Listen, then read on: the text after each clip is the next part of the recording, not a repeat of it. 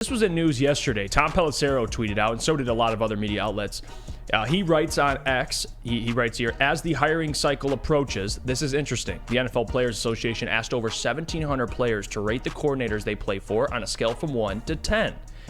Here are the top 5 at each spot, including the number 1 overall vote getter, Lions defensive coordinator Aaron Glenn. So this, again, I know when people say, like, what? Aaron Glenn, number 1. It's not all about who's the best defensive coordinator. That's not what they're voting on. They asked 1,700 players to rate the coordinator they play for. So, they would probably give a grade on different things, right? The communication, how close they are with the coach, leader, how much of a leader is he? Do they enjoy playing for him? They take all those things into consideration. And Aaron Glenn ended up number 1. JB, throw up the graphic here. Look at this. So here are the top 5 defensive coordinators per NFLPA survey. Aaron Glenn comes in at number 1.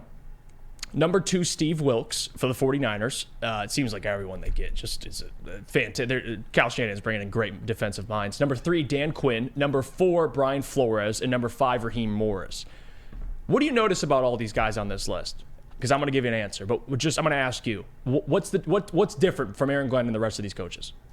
I would say what's different is that, and this will throw you for a loop if you don't get it, I think it's that all the other ones have probably statistically better defenses. That, and they've all been head coaches. You're absolutely right. Isn't that crazy? You're absolutely right. So think about the theme here, guys. And for Aaron Glenn, you could say whatever you want. And I've had criticism. I mean, we've all have about what he does defensively. But one thing you cannot criticize about Aaron Glenn is his leadership, is his ability to speak to the media. He talks like a head coach. Like, I've been saying this for a year. Guy, he already looks and acts like a head coach. He's a head coach.